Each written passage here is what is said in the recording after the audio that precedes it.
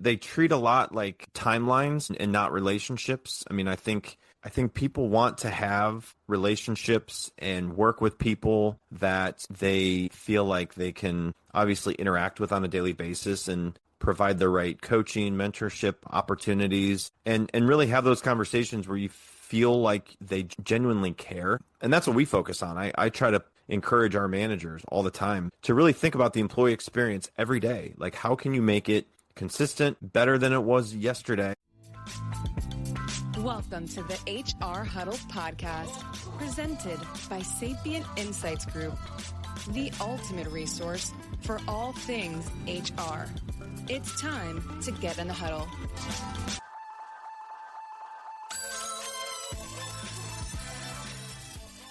Hey everyone, welcome back to the HR Huddle. I'm your host, Teri Zipper. I'm the CEO and managing partner at Sapient Insights Group, and I'm back for another exciting episode of HR We Have a Problem.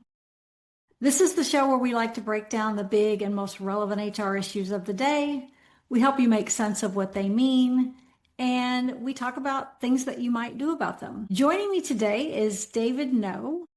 David is passionate. He's a passionate voice in the world of HR and employee experience, and he brings deep experience from the world of payroll and HR technology. David and I both live in or work in Kentucky. We are fellow podcasters on the Work Defined Network, and also group of podcasters. If you don't know about it, you should look into it.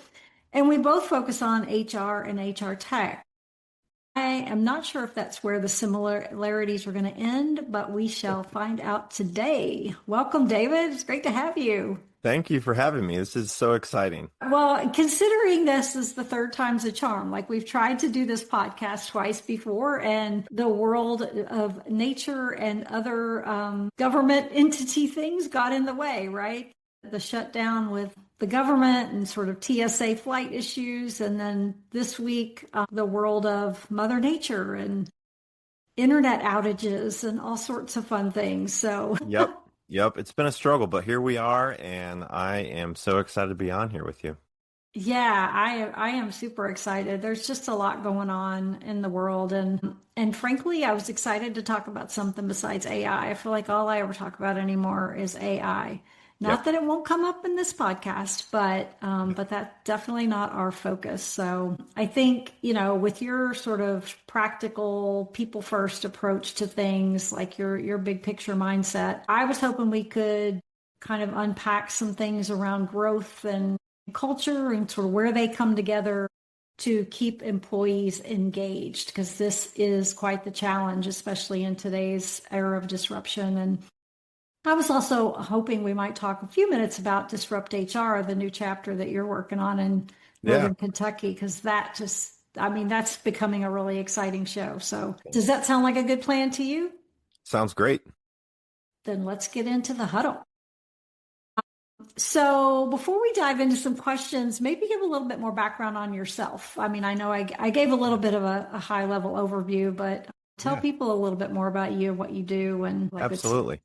Yeah, so I've spent almost 2 decades in HR, payroll operations, leadership across all kinds of different industries, business sizes, high growth environments. So I've taken a lot of that experience over the years and started my own podcast, as you had mentioned. So we work together on the same Work Defined podcast community. Been a lot of fun creating a podcast and having guests on. And so my work now is more grounded around my 3 pillars: faith, family, leadership development, trying to get all of that into every situation I'm in, help guide how I can consult with people and be a mentor and really communicate effectively to people, whether I'm working with them in my organization at Payroll Partners or other HR community partners in our region. So getting involved in more events, as you had mentioned, with local Disrupt HR chapters, the HR community, chambers of commerce we're very involved in. And then my wife and I own a small business in our area. And so we started a nonprofit with that called the Love Lead Inspire Foundation. So just got a lot going on, and it's keeping me busy. Yeah. Wow. That's exciting. I noticed that the word lead or leadership came up in sort of every one of those things. And I think this is a place where everybody's kind of sitting right now thinking, am I prepared to lead? Do I have the skills I need to lead? Where can I lead and where do I still need to learn? So yeah, exciting. That's very exciting. Yeah, And definitely. you live in across the bridge though in Cincinnati, right? But you work in Kentucky, or do you live in Kentucky? Nope, I'm in Kentucky. Oh, you are. We Okay. also, yep. So I live in Kentucky, just south of Cincinnati, and our office is here Okay. as well. So we are a Kentucky-based payroll company, and Yeah. so Yeah. yeah, just down the I- road from I'm you. I'm 75 minutes away probably in Louisville. Yeah, But yeah, I knew your office was in Northern Kentucky, but I wasn't sure about where you actually lived. Well, cool. yeah, Are definitely. you a Cats fan or a Cards fan? So I grew up in Michigan. I am not Okay. from this area. I played collegiate golf in Cincinnati, and it was really something that took me away from Michigan and the weather and the, sports that I grew up with, right? In Michigan, hockey and college football. So I'm really not either of those two. I know people Okay. that dislike both, and I went to Xavier, so obviously Cincinnati's a big rival to Xavier University. Yeah. So I'm kind of in it, and then Bengals obviously are a big team around here. I'm not a big Bengals fan, so when they lose, it doesn't ruin my day. So, but it's fun to see the camaraderie and the different Yeah. family upbringing in this area. They either go to Kentucky or Louisville or Cincinnati, so a lot of different families and friends that kind of root for some of those teams that I really Yeah. didn't grow up Sports with. are a big deal here. Yeah. Absolutely. Yeah. And the Cards Cats sort of rivalry has maybe ruined some families. Yep. I'm a Cards fan, and most of my family are Cats Okay. fans. So Okay. yeah, it's a Well, little bit of, Cats just got a new yeah, football coach, so yeah, yeah. a lot of I do root for the Cats. Like if it's, as long as they're not playing the Cards, I'm all about the Cats. yeah. So I'm not one of those that is like diehard one or the other and hates the other one. So Are you more college basketball or football? college basketball more so than college football, although I Yeah. do like college football, Yeah. more pro football Okay. and not pro basketball. So Okay. it's kind of a weird mix, So right? then And I'm a Bengals fan. you're a Bengals fan. Okay, I was gonna say. Sadly, Got it. that was a big deal a few years ago, and now it's like So we're you back to where we used so to be. so you'll probably like to see this. This is a Oh, Bengals yeah. themed bourbon that I got recently. It's a Oh, love it. Bengal Jim and Friends, if you know Bengal Jim. Yeah, So yeah, love big it. big local personality that he did a Yeah. Oh, fun that fun is so project with a cool. local distillery. Yeah, very cool. Well, I did have at one point I had my office upstairs, and my husband had this Bengals banner behind me, and I was like, "Dude, that can't hang there." Like I love it, but I don't want it on my wall every day when I'm Right? talking on Zoom. Yeah. Um, so yeah. Funny. Well, and some of this may lead to the employee experience conversation, right? We need to be able to talk about our sports at work. So one of the questions I had for you is just in your experience, and I know this is an area that you're passionate about. Are there some things that you think are overlooked in the employee experience area, especially as they affect retention and your Yeah. ability to get people to stick around? Yeah, and we are in an era where we have 5 generations working together. All those generations don't have the same values, motivation. And so the two things that really stand out to me in all of them is the clarity and belonging to the experience of an employee. So most organizations, they're focused on the benefits, the perks, the work environment. Like, do you work from home? Do you work flex schedules? Do you give them the flexibility to really make up their own schedule? Right now, people are trying to still figure that out, and companies are having people come back into the office. So, you miss that human side, especially when you're working remote. And if you were in office before COVID and now you're kind of trying to get things back to where they were, you know, the employees want to feel seen, they want to feel heard, and they want to feel like they're making an impact. So when you have chaos and poor communication and leaders that don't really check in with people until something's going wrong, It's like you really want to stand out and recognize people in those small moments, the tiny wins, things that will really spark their day and spark their attitude when to them it's like a simple thank you could go a very long way. So driving retention, and really the ones that are most overlooked, I think, are some of those. But like just the genuine feedback, the genuine interest, having that empathy to somebody, whether you know what's going on in their world or not. I mean, people bring their life to work. You can't just assume that someone's going to check into work, turn off their life, and not focus on things other than work. And I mean, people are humans, people make mistakes. So I think a lot of that is still overlooked, even though technology is helping. It's helping people be more efficient and in their jobs. But, you know, again, the retention, just because you feel like your culture is great, do you really feel like everybody is going to stay around and not be looking for a job next year? Because let's face it, 70% of people are always looking for jobs. Yeah, so true. You mentioned technology there, and I know you guys work a lot with like UKG, I believe. Yeah. Do you feel like systems like that are contributing or not contributing or play any role in the organization's culture? Yeah, definitely. And going back years before now, I was a prospect of Payroll Partners. I did not really want to work for a payroll company. I was in a roofing construction business. We were going to Louisville. We acquired a business in Louisville, so I was making trips down to Louisville, and we just kept growing. And I'm like, our systems aren't working. Every Friday, I hated Fridays. A lot of people love Fridays. My Fridays were, I don't want to go to work because someone's going to have a problem with their paycheck. And it all went down the system and technology, and we needed better technology. So now I see it with my world and my job and what I focus on. So platforms can really make or break the whole experience for somebody. Because you look at, if I'm applying for a job with your company, Teri, and it is, you know, the onboarding process, the recruiting process, if that's smooth, that first impression of a company is going to be that they value the new people that come in.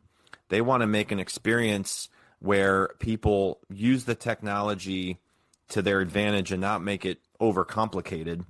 Even a simple thing of like tracking vacation, you can do that in a really an effective way. And if you use multiple systems, just because you have a shiny system, you still need people to manage it. And I think that's where people that don't know the technology in and out and can really fix things, they need a good partner. They need somebody that can fix it for them, because you don't want to mess with someone's paycheck. You know, like I would have to sit and wait for people come in after work and meet them at a parking lot at a McDonald's or something, because we had to give them a live paycheck because payroll was messed up. And they relied on their paycheck every Friday, right? So the trust in an organization can definitely be because of the experience of working alongside a team, your manager.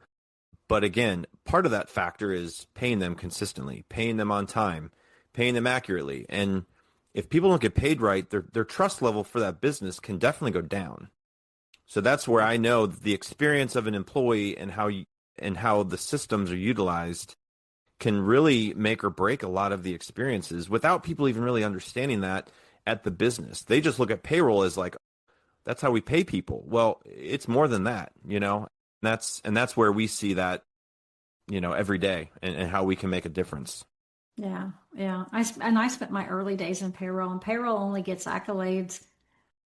Well, they never get accolades. They get, people hate payroll when their paycheck is wrong, but they don't love payroll when their paycheck is right. So there's a little bit of a dichotomy there, but you're right. I mean, trust is huge. And, you know, a lot of organizations are trying to scale their businesses, grow their businesses, while at the same time maintaining their culture, right? And that's hard to do. Those things can sometimes be at odds. I had a conversation the other night with a friend and we were kind of, I don't know if I would say we were arguing, but we were disagreeing over who owns the culture, because basically we were saying it doesn't sit with HR. Owns communication at some level, Right. but they don't own the culture. And Right. I was arguing that the C-suite, I mean, basically your C-suite they are the culture, right? And the person I was talking to was arguing that the employees own the culture. And so I'm curious what your thoughts are on that, because yeah, and there's some ways to look at that combine the two, but the Yeah. reality is if your CEO isn't walking the walk and out there in front of people, building the trust and creating that sort of feeling in the employees, then your Right. culture is sort of all over the board. Yep. Yeah, culture really isn't maintained by accident. It's maintained by discipline, and leaders need to understand that. And to Yeah. really scale well as an organization, those leaders really need to have clear, non-negotiable values, the simple systems that reinforce the values within the organization, and leadership development at every level. I mean, whether you're a manager, a leader, a non-managerial role that you might be transitioning into that role, I've seen that firsthand. And when you start managing people that you used to be a peer with, it makes that dynamic different for that individual in that organization. It needs to be taught, it needs to be repeated, it needs to be understood, and really have that consistency. And if you can do that as a growing organization or a business that is maintaining itself without having to go through acquisition and layoffs and mergers like that can play a factor too, especially when you have two different leadership styles within organizations that are now merging. And, we've seen Yeah. that in our industry. Oh, yeah. Companies continue to acquire each other and merge. So just because you love the culture today in ABC company, when that company becomes XYZ company, you got to either decide to stay with that culture if you like it or not. And then, you just, you don't, you I mean, you can't assume that a culture is going to stay the same moving forward as you are with an organization. And that's why I think a lot of people decide to leave jobs. They like the company, they like the pay, they like the comp, right? The schedule, the perks and all that, but they can't handle their manager if they can't deal with the people they're working with, the culture, it really is a big factor in people leaving companies. Yeah. There's so many factors, because I think about the people that, you're always going to have people who are there because they want a job. They want a Yep. paycheck, right? Yep. Beyond that, they don't really care. They don't necessarily engage in the culture directly, right? And then you've got other Right. people who are just sort of married to, like, everything they do has to make Yep. them successful as well as the business successful. And then you got everybody in between, right? Yep. And, so employee engagement is challenging. So there's a lot of different factors at play. And then you've got again, your culture. So those values and the things that are being conveyed by the executives and leaders within the organization, Yep. that impact all of that. So, it's big, right? It's a big Yes. challenge. Yeah, and when I do interviews with people, if I look at their resume and I see the companies they worked with, and if those companies had 5,000, 10,000 employees, and then they're interviewing for a job with us, and we have way less than that, we have under 50 right now. So going from a culture, and I've seen it firsthand. I went from healthcare to a small organization to an even smaller organization. And when I was in the healthcare industry, it was 8,000 employees, and I was in a big HR department. I was managing and helping, with recruiting and engagement with the primary care offices. And you're talking about culture differences. You go from one primary care office to another one that's 20 minutes away, and the culture, it might be a little different, right? Like, so as you look at a business and you're like, oh, they have five locations across 3 states. What's the culture like in every office too? Yeah. So there's that situation where you don't have just one office and you're trying to maintain a consistent culture amongst everybody in that organization. So Yeah. I guess there's the overarching business culture, right? That right. we value trust and transparency and, recognition and all of the things that make people want to come to work. And Yep. then there's the local culture, right? Yeah. What we do on the weekend, do we see each other's family? Do we go out and hang out on the weekends? Like what are the other things that happen in that local market that hopefully transcend from the larger cultural aspects, but you could Yep. see where there would be some challenges there. Yep. Definitely. Yeah, interesting. What do you like when you think about all the plethora of data that we have access to today? How is HR using that data to sort of help them connect the dots in this area? And what is HR's role from your perspective? What do you see HR's role in the Right. culture as? Right. It's getting better. We're not there yet. I feel like everyone just thinks that now that there's AI and machine learning, that it's just going to really reinvent the way that people have to work. And to some extent, it might, but I mean, it's still going to take some time to get there. So I think there are a lot of HR people analytics sitting just really untouched. Surveys, people, what do they do with survey results? If there's no follow up, if you do a culture survey and you're trying to figure out, like, how is our retention compared to last year? What do people think about our culture? What do people like about working here? What kind of feedback are they going to give us? You've got to act on that. And I think doing those kind of exercises, it's good. You can't always assume that people are happy, even though they look happy and they show up to work every day. Leaders really are, I think, afraid of what the data will reveal sometimes, right? Like they don't even want to know. So it's like, why are we even going to do a survey? Yeah.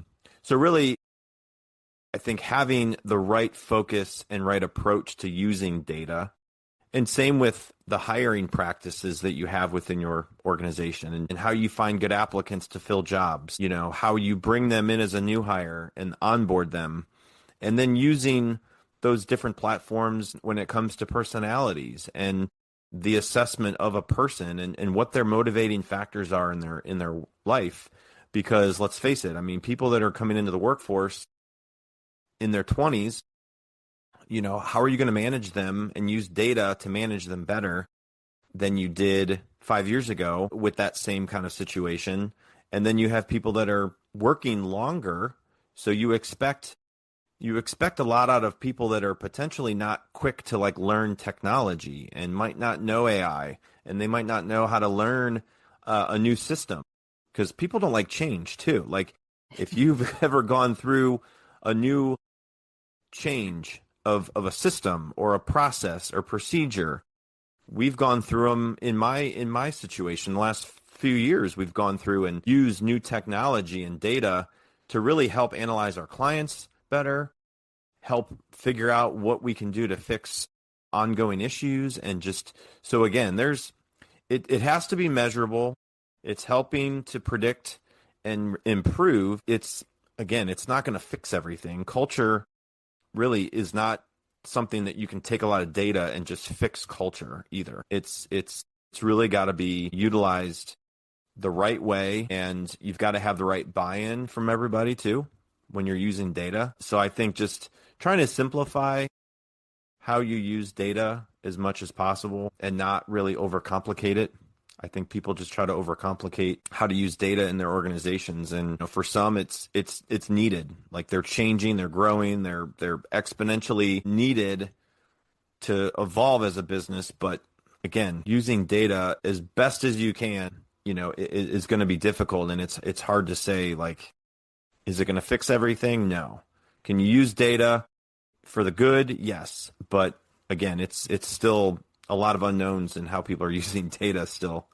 So, Yeah. Yeah. Well, and I mean, the culture has to be nurtured, right? yes. It's not a set it and forget it. You don't say, well, here's our culture, right? You don't write it down on a piece of paper and define it and then tell everybody. It's you act it out, right? Yep. And the reality, I think data is good, but the reality is if you're not somebody who can sort of see what's going on with your own eyes, like you can't pick out the problems by Yep. looking, data's not really going to help you. Absolutely. Um, you got to know when things are not right. And I mean, that's what data tells us half the time anyway, right? It tells us what we already know. It confirms what we already think we know most of the time. Sometimes there's new information, but a lot of times it's a confirmation. It's like, yeah, we know that. Let's act on it. We've got actionable data. The data is making this actionable now. Let's do something with it. Hey, everybody. I'm Lori Rudiman. What are you doing? Working? Nah, you're listening to a podcast about work, and that barely counts. So while you're at it, check out my show, Punk Rock HR, now on the Work Defined Network. We chat with smart people about work, power, politics, and money. Are we succeeding? Are we fixing work? Probably not. Work still sucks, but tune in for some fun, a little nonsense, and a fresh take on how to fix work once and for all. Absolutely. Yep. Yeah, it's a chat. There's a lot going on in HR, and I'm curious. The Disrupt HR thing is just super cool. I know my friend Julie Devlin speaks at a lot of them. You probably know Julie. She's at UKG. At one in Northern Kentucky, that's only 75 minutes away from me, so I might be able to get to it. Tell me more about what's going on with that and what you guys are hoping to achieve with that. Yeah, so Disrupt HR, for people that haven't heard of it, it is a different approach to offering an event where you are learning from multiple presenters, 14 to be exact, where every presenter has 5 minutes. And they have 5 minutes, short and sweet. You have slides changing every 15 seconds. And it's a very dynamic, bold kind of event where you are not just going to listen to one presenter. And so it was founded in Cincinnati over close to 12 years ago this month.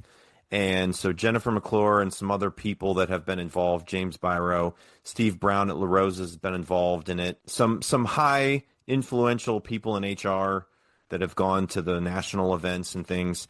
So now in most cities in the country and globally, that's over 10 countries have some kind of Disrupt HR chapter.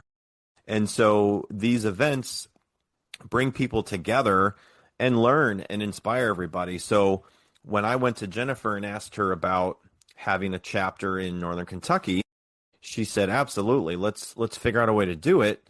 And so since then, which was last spring that we first connected about the idea, she's like, we're going to try to have one in Cincinnati in 2026. And so over the last few days, we've connected. We've started getting sponsors. Payroll Partners is going to be involved as a sponsor. So in February of next year, February 19th, we're going to have an event in Cincinnati, which will, I think, draw a big crowd. We haven't had one. So I'm on the planning team for both Disrupt HR for Cincinnati and Northern Kentucky, which will be next July on the 8th.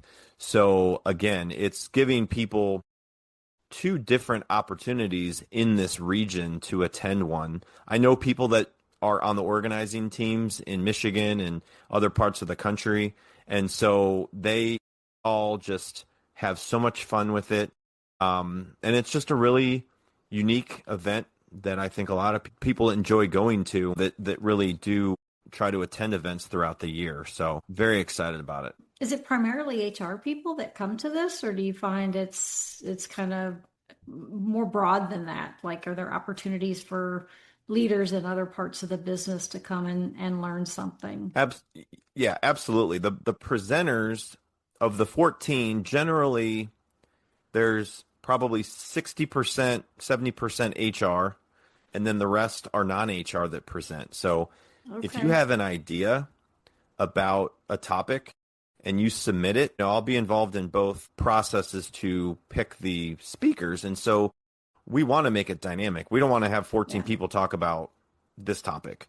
So we do like to see that dynamic, different approach to a topic, because I've got a few in mind, and thinking how to go through it in 5 minutes and get the point across. You can't have a lot of, you can have, obviously you have slides and every 15 seconds they change, right? So like it's one thing to go and talk in front of a crowd for 45 minutes. It's another thing to fit it in 5 minutes, and they record every 5-minute presentation. So those go on the website as well. So non-HR people are definitely encouraged to attend for sure. Yeah, yeah. From where you sit, what do you think the biggest HR problem is right now? Like, What are leaders missing when they think about employee experience and the employee life cycle? Yeah, it's a fascinating question. I think it's they treat a lot like timelines and not relationships. I mean, I think people want to have relationships and work with people that they feel like they can obviously interact with on a daily basis and provide the right coaching, mentorship opportunities, and really have those conversations where you feel like they genuinely care. And that's what we focus on. I try to encourage our managers all the time to really think about the employee experience every day. Like, how can you make it consistent, better than it was yesterday, and make it where no matter who's on your team, obviously people that manage, they want to just manage a bunch of rock stars. But let's face it, you normally don't have a group of rock stars. You have people that need a little bit of encouragement. They need a little bit of a push. And really it comes down to having people manage that can really make an impact. And that's hard. Like, a lot of people may not have the skill set to be a manager. Do they get put in managerial roles? Yes. Like people want to get paid as a manager, but do they want to do all the other work and really have those difficult conversations that they just think HR has to have? It's like, have HR have that conversation. Well, we can help guide you and coach you on how to have a conversation, but those difficult conversations are the only way that people are going to learn and be in a discomfort to some degree. So the experience, I think, no matter what technology is out there, in 5 years, 10 years, you're still going to need a human connection.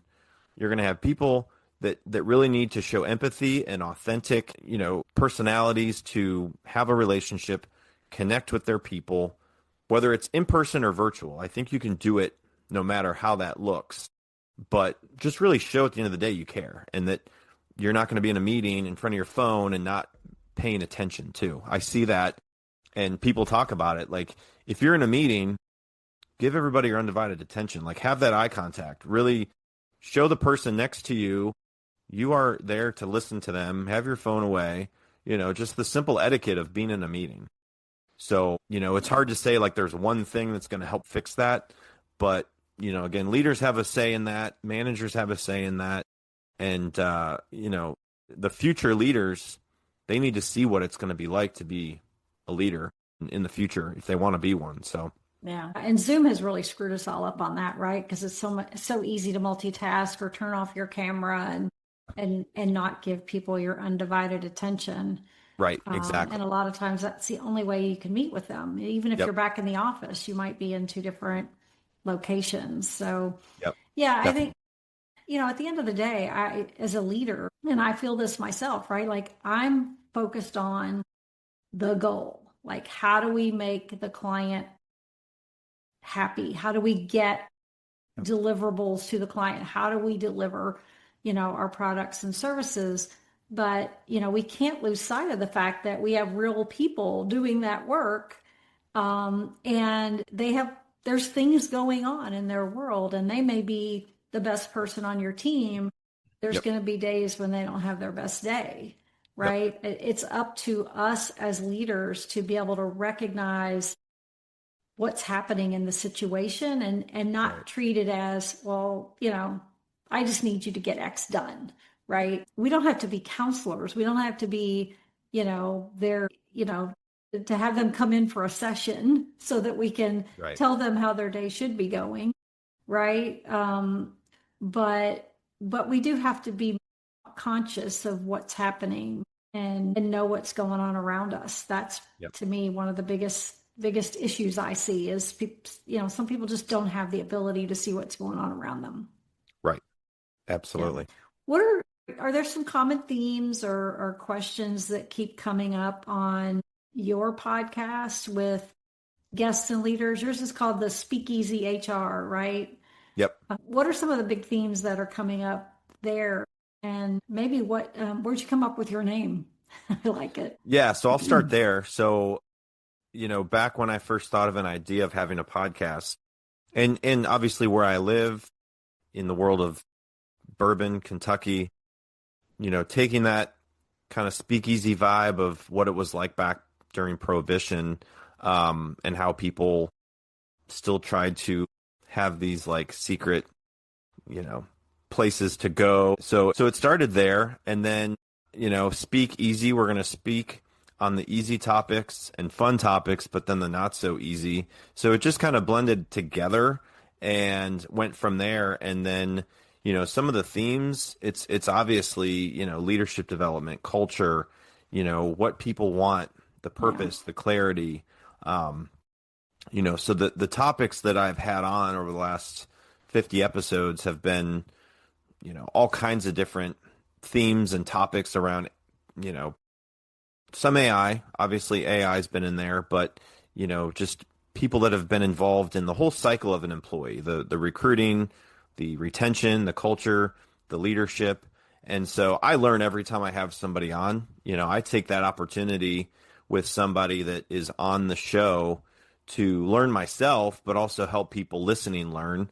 And it's live, so people can engage with us. So that's been a lot of fun, because obviously if people can watch and they know the guest is going to be in the future, I try to promote that a few weeks out on LinkedIn so people can see. Some of them have been authors. They've really dug into a topic and have written a book about it. And I'm like, this is great information. Again, I learned so much when I talk to the people. And so again, I really try to ask questions that I feel like is going to pull that information out. And the guest has a say. Like I allow the guest to really help me come up with the topic and how we'll approach the episode. So, if you were to come on, which I think we're talking about doing that, it's like, what topic do you want to bring that you're passionate about, that you feel like you have insights and stories and the message to inspire people and learn from the guest? Because if I have two people talk about leadership or culture or mentorship, like, they're not going to be the same kind of conversation. And it's just going to be a different angle and a different way of getting the point across. And so I think people that listen in definitely see that as a way to learn from different people and different dynamics, no matter what the topic is.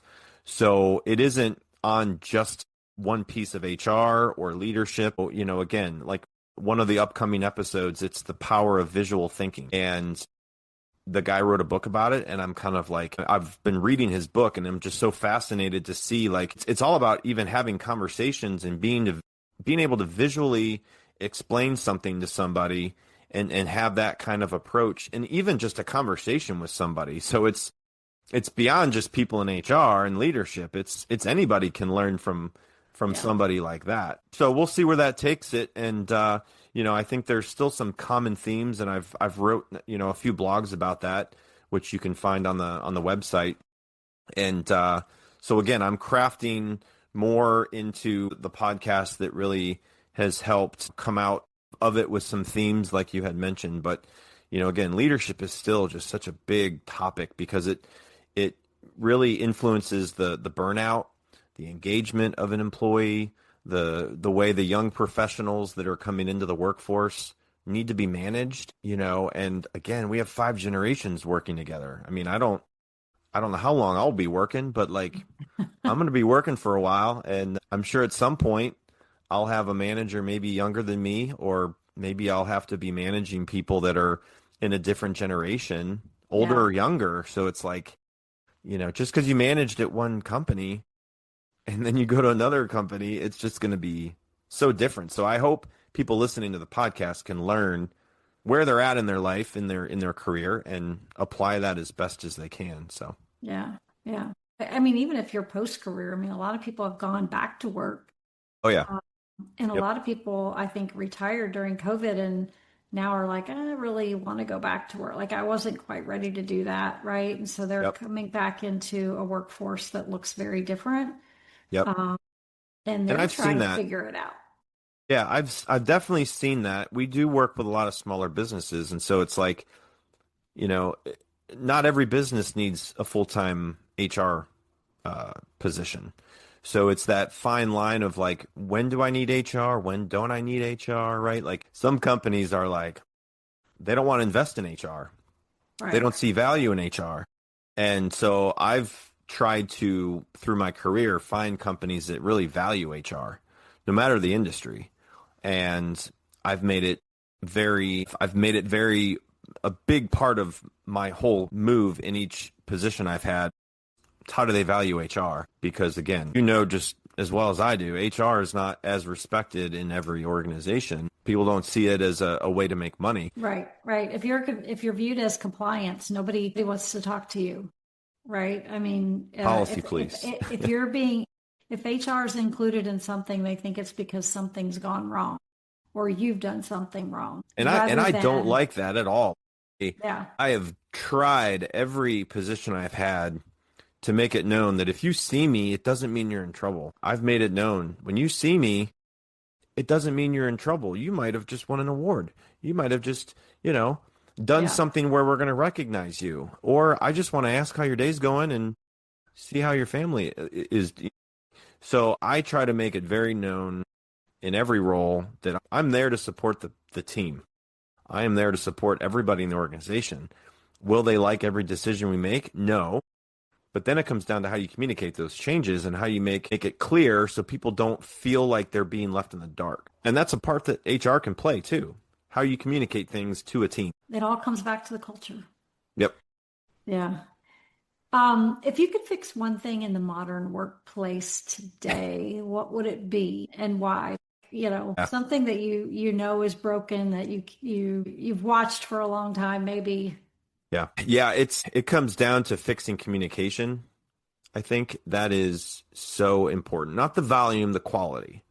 So people are constantly getting distracted with everything going on in the world. And so you don't want to overcomplicate communication, whether it's performance, whether it's conflict, whether it's, confusion, burnout, things that people really need to have a clear communication strategy and how they approach that in the organization as a company grows, how they're going to communicate, how they make decisions. And it really makes a big difference when the leadership can communicate clearly and consistently with compassion, and really help, I think, eliminate a lot of frustration and people, like I said, left in the dark, and really just have maybe a sense of like, well, why did they make that decision? Like the more you can explain the why, I've heard that all the time.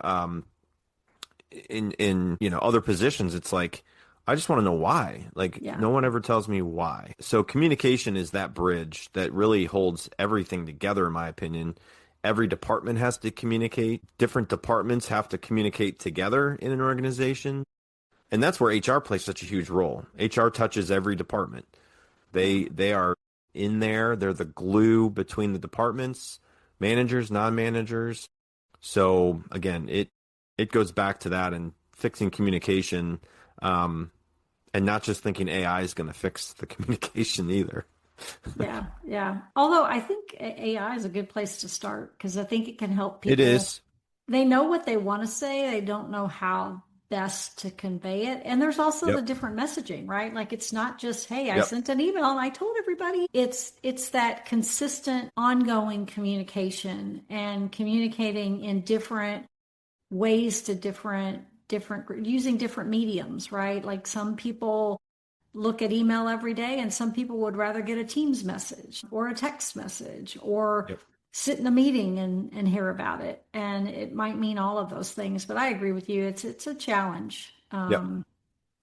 Yeah, for sure. Well, David, this has been fantastic. I really appreciate it. It's been a great conversation. And I hope people will check it out. I hope they'll check you out on the Work Define Network. There's a whole bunch of other fun podcasters out there. So thank you. I also want to remind people to be sure to listen to Stacy and Cliff next week on Spilling the Tea on HR Tech. Also, the annual HR systems report is out there, as well as a lot of the segment reports. So go to the sapientinsights.com website and check it out. David, where can they find you online? So you can go to speakeasyhr.com is where all the content is. You can look me up on LinkedIn, and would love to connect with other like-minded HR professionals and tune in to all the past episodes of SpeakEasy HR, and then I've got a big list of guests coming up for the next year. So it's a really exciting time, and looking forward to having those different conversations, and hopefully you'll be included in that as well. Awesome. Yeah, I hope to be on the rotation. Well, thank you. I also want to thank our producers, the Brand Method Media Group. I want to thank our marketing team who gets all of this out there to you. And thank you for tuning in. That's all the time we have for this week's episode of HR We Have a Problem. If you enjoyed the episode, we'd love for you to subscribe to it on your favorite podcast app. Also, leave us a review or drop us an email. We'd love to hear more about the topics that you want us to focus on this show. We will be back in 2 weeks with another episode of HR We Have a Problem. Thanks, everybody. Thank you.